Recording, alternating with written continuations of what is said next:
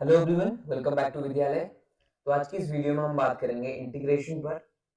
तो integration of functions किस तरह से डिफाइन किया जाता है उस पर काम करेंगे। तो सबसे पहले एक छोटा सा टर्म मैं आपको समझा दूं कि इंटीग्रेशन एक्चुअल में क्या है, समेशन है।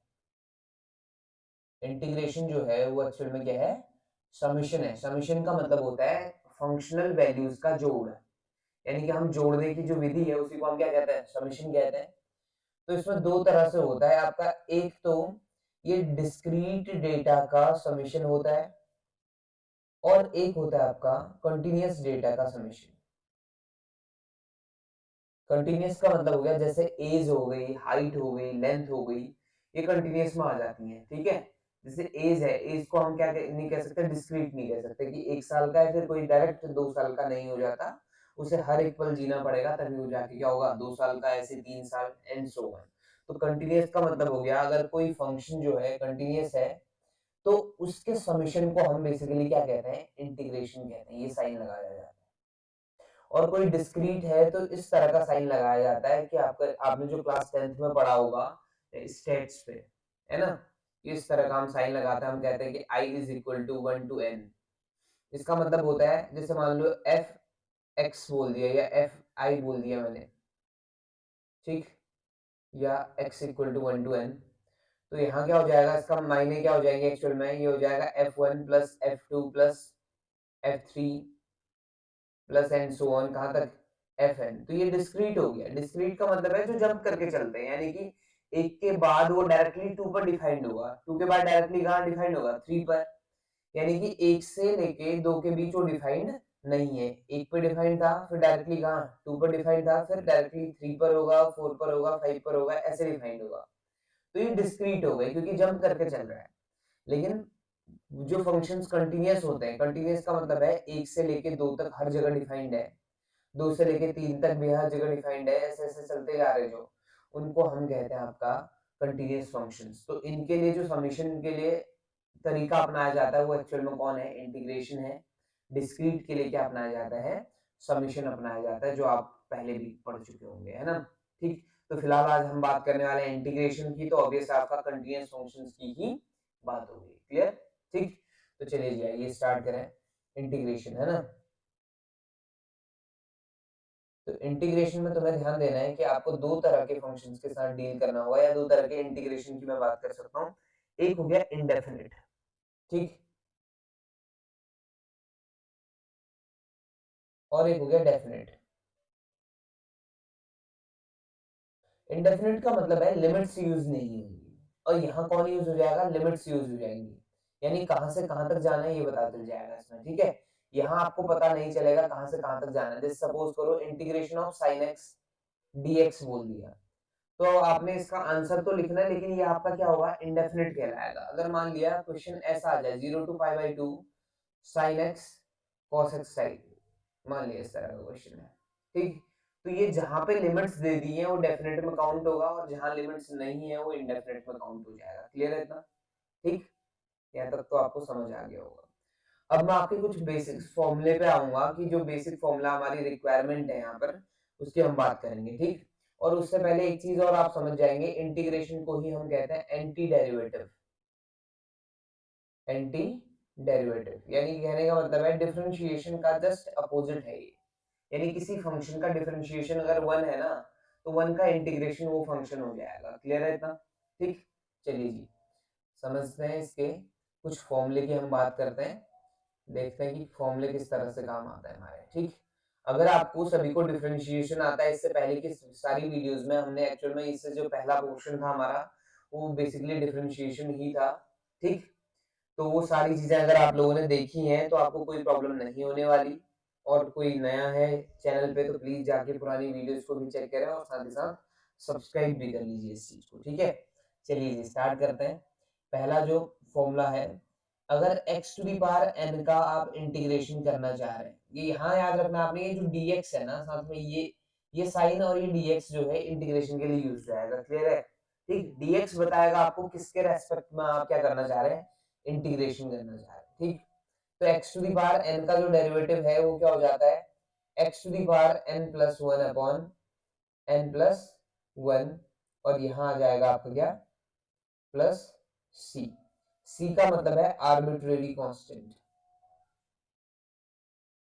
आर्बिट्रेरी कांस्टेंट है इसका मतलब सी का मतलब है। क्लियर? ठीक, इतना आपको समझ आ गया होगा।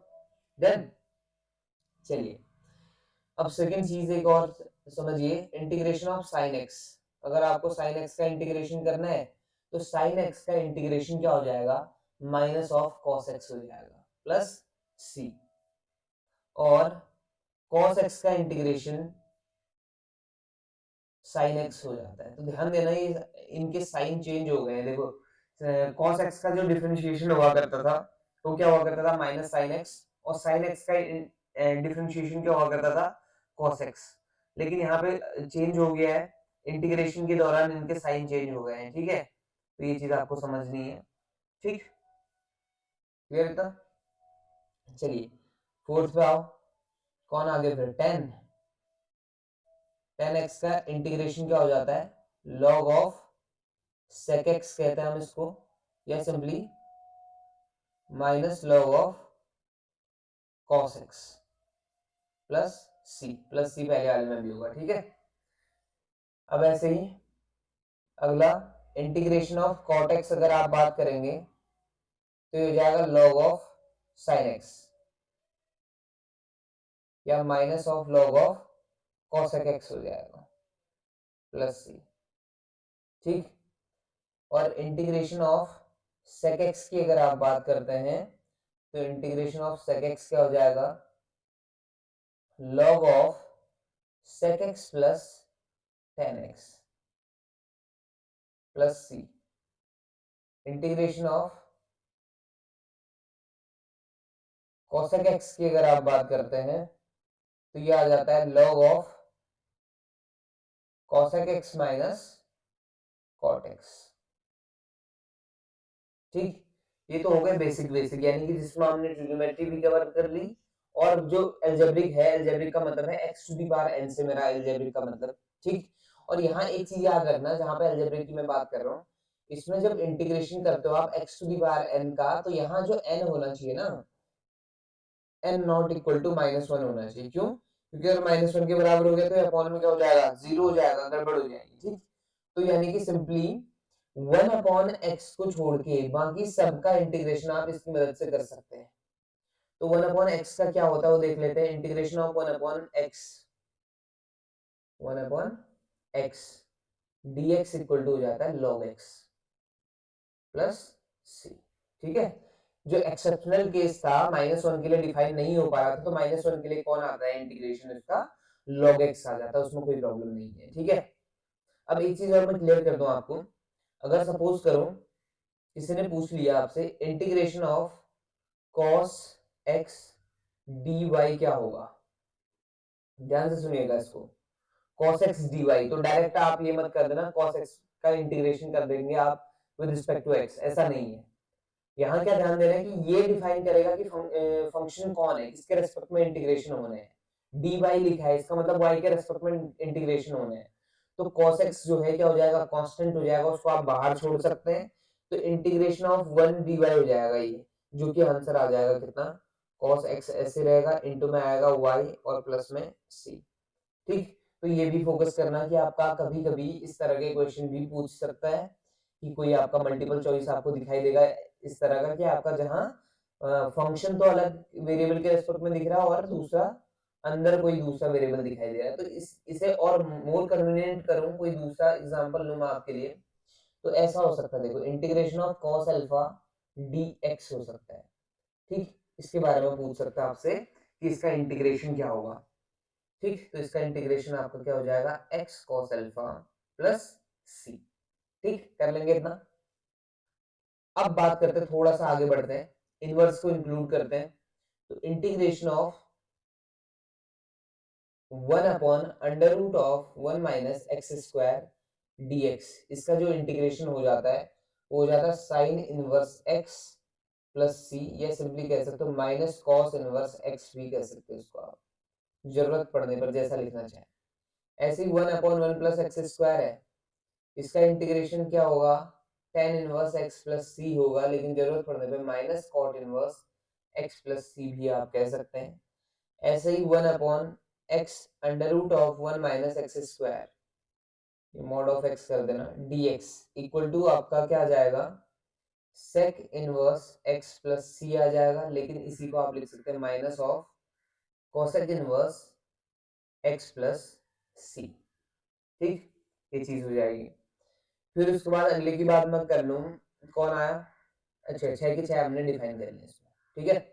और अगला integration e to the power x dx, इसको अगर आप देखते हैं तो ये आपका e की पावर x प्लस सी दे देगा वापस, और यहीं पे a to the power x dx का जो इंटीग्रेशन है, इसकी मैं बात करूं तो a to the power x ही रहेगा, लेकिन अपॉन में क्या आ जाएगा इसके, log a प्लस सी आ जाएगा, तो थोड़ा सा चेंज यहाँ आ जाता है। ठीक, a to the power x का जो डिफरेंशिएशन है, देखो इंटीग्रेशन कहीं और से नहीं आ रहा है, इंटीग्रेशन बेसिकली क्या है, जस्ट अपोजिट है इसका डिफरेंशिएशन का। तो एक बार a to the power x का आप डिफरेंशिएशन देख लीजिए, देखो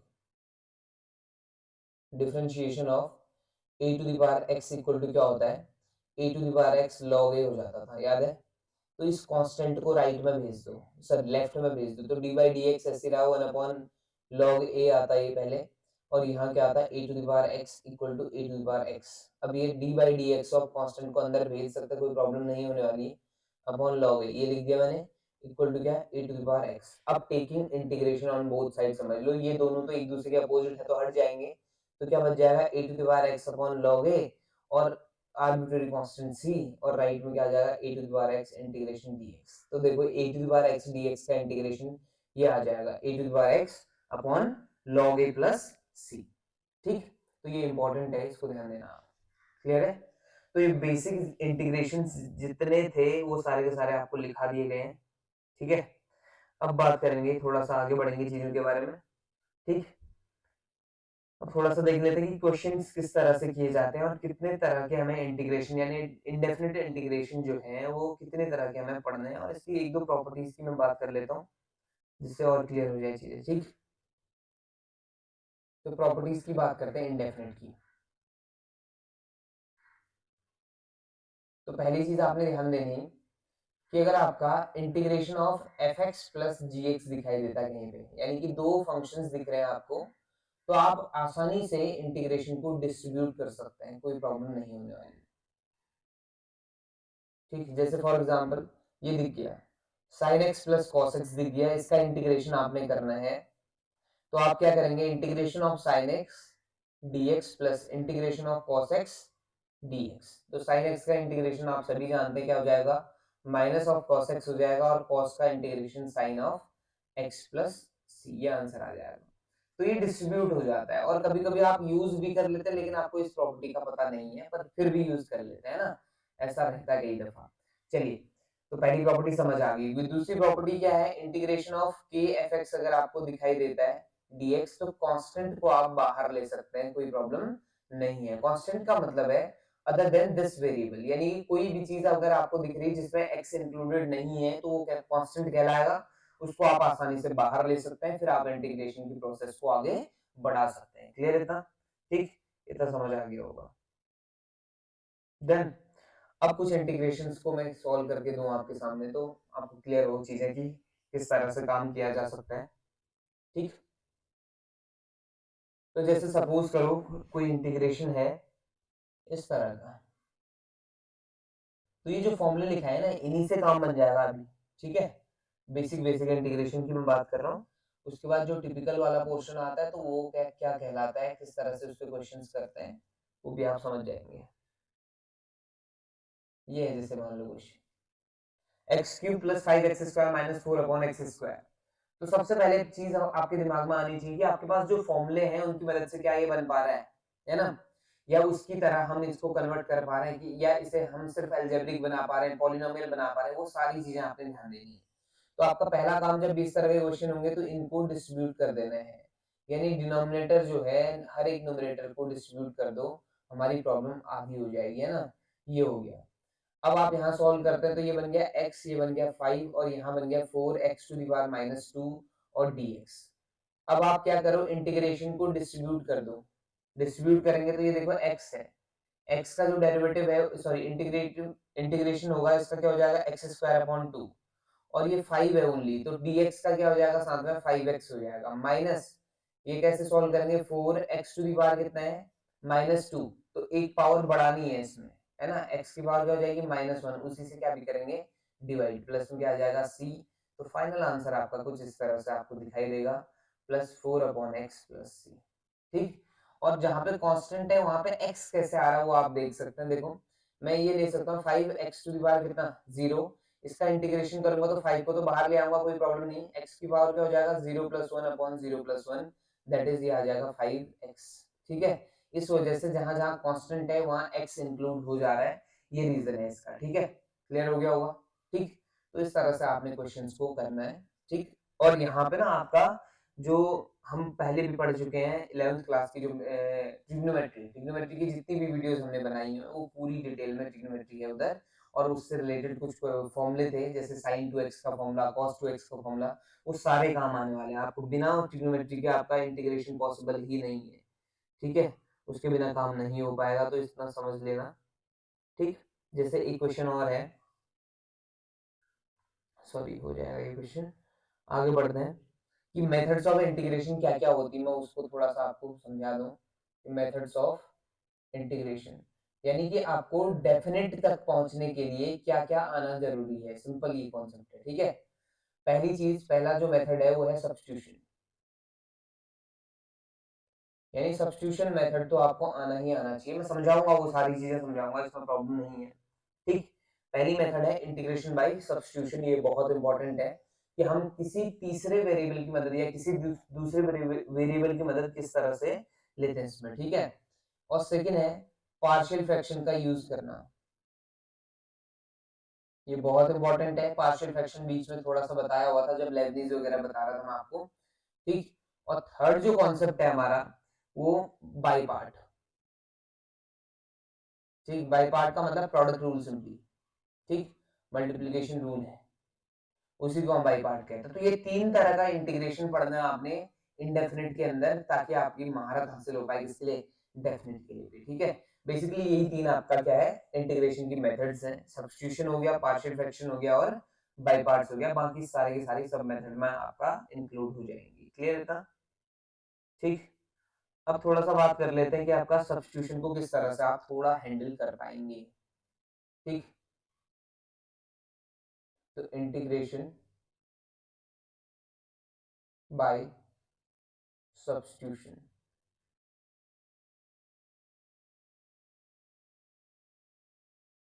तो पहला क्वेश्चन उठा रहा हूं इसमें, आपने क्या ध्यान देना है क्वेश्चन के टाइम पे, फोकस करना है आपने कि किसको t मान के उसका डिफरेंशिएशन आपको गेन हो जाएगा, जैसे ये 2x/1 + x² दिख रहा है, तो ये डायरेक्टली सॉल्व नहीं हो पाएगा ना, आप इसमें जो आपका डिनोमिनेटर है वो डिस्ट्रीब्यूट कर पाएंगे, तो थोड़ा सा मुसीबत तो है। अब आप देखिए कि आपका किसी एक वेरिएबल, इसको पकड़ लीजिए, जैसे डिनोमिनेटर को पकड़ लिया मैंने कहा कि 1 + x² = t, ठीक। तो 1 + x² का डिफरेंशिएशन क्या होता है आपके according, normally with respect to x कर लो, तो क्या हो जाएगा 1 + x² का डिफरेंशिएशन हो जाएगा क्या 2x, तो 2x आपको दिखाई दे रहा है ना यहाँ कहीं ना कहीं न्यूमरेटर में, तो बेसिकली जो आपका डिफरेंशिएशन आपको दिखना चाहिए ना वो न्यूमरेटर में ही दिखना चाहिए, यानी कि प्रोडक्ट में होना चाहिए, वो न्यूमरेटर में, डिनोमिनेटर में होगा तो गड़बड़ हो जाएगी। तो आप क्या करेंगे, मैक्सिमम टाइम ये होता है कि आप डिनोमिनेटर वाली चीज को सब्स्टिट्यूट कर देते हैं और न्यूमरेटर वाली चीज को आपको डिफरेंशिएशन में मिल जाती है, ठीक। तो यही कॉन्सेप्ट यहाँ भी अप्लाई होता है, तो आपने क्या किया 1 + x² को t मान लिया, अब आप क्या करते हैं 1 + x² का डिफरेंशिएशन कर लो, कितना होता है 2x होता है, लेकिन साथ में dx भी चलाओ, और t का डेरिवेटिव कितना होता है 1 होता है, साथ में क्या भी चलाओ dt, ये हर बार करना है आपने, ऐसा काम हर बार ही करना है।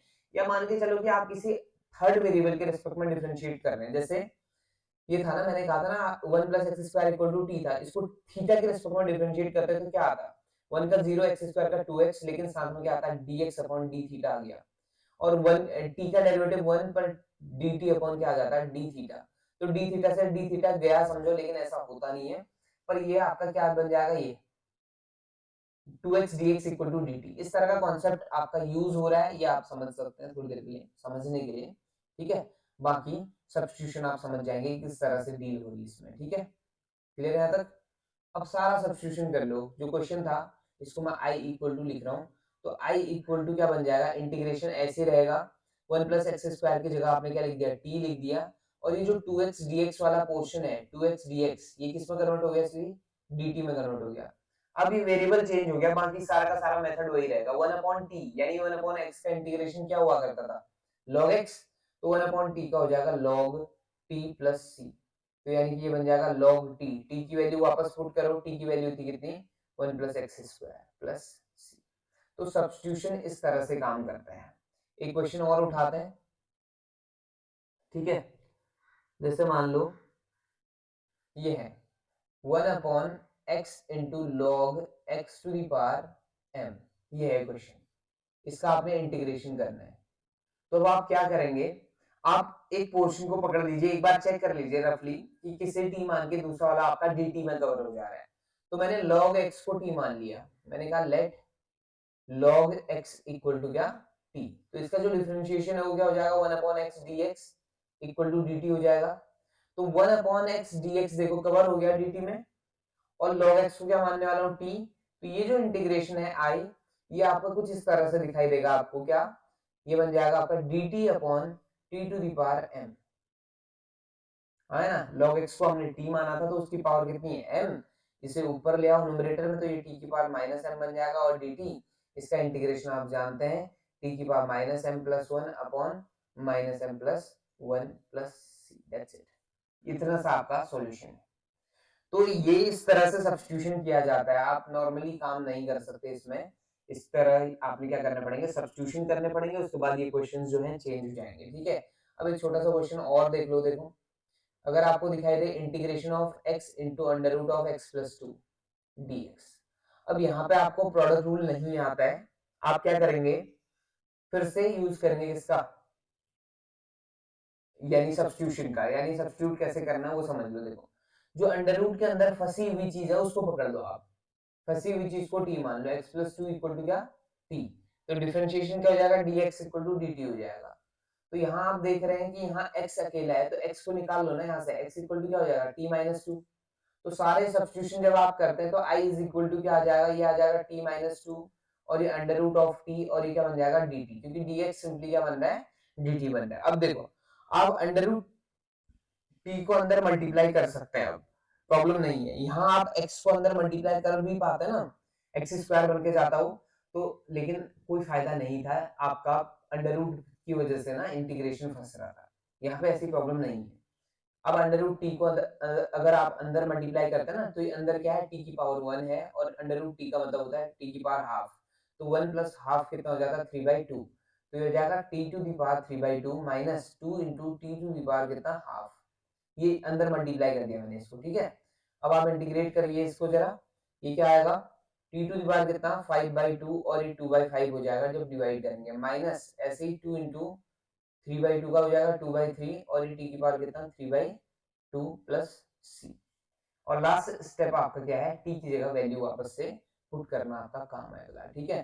तो ये चीज क्या बन जाएगी, 2/5 बनेगा, और टी की जगह आपका आ जाएगा x प्लस टू की होल पावर कितना, 5/2 माइनस 4/3 आ जाएगा, और x प्लस टू की होल पावर कितना, 3/2 प्लस सी, ये फाइनल आंसर होगा। तो सब्स्टिट्यूशन का आपने इस तरह से यूज करना, और सब्स्टिट्यूशन सबसे बेसिक मेथड है, ये आपका बहुत काम आने वाली, बहुत लंबे समय तक चलेगी ये, ठीक है, क्लियर हो गया था, ठीक। तो आज की कहानी यहीं समाप्त करेंगे, फिर अगली वीडियो में हम बात करेंगे कि आपका जो ट्रिग्नोमेट्रिक फंक्शंस हैं या ट्रिग्नोमेट्रिक फॉर्मूले हैं उसको आपने किस तरह से इम्प्लीमेंट करना है in case of integration, clear है इतना। आई होप आपको वीडियो पसंद आया होगा, अगर ऐसा है तो please do like share and subscribe. अब आपसे मिलेंगे नेक्स्ट वीडियो में एक छोटे से ब्रेक के बाद। Thank you so much for watching.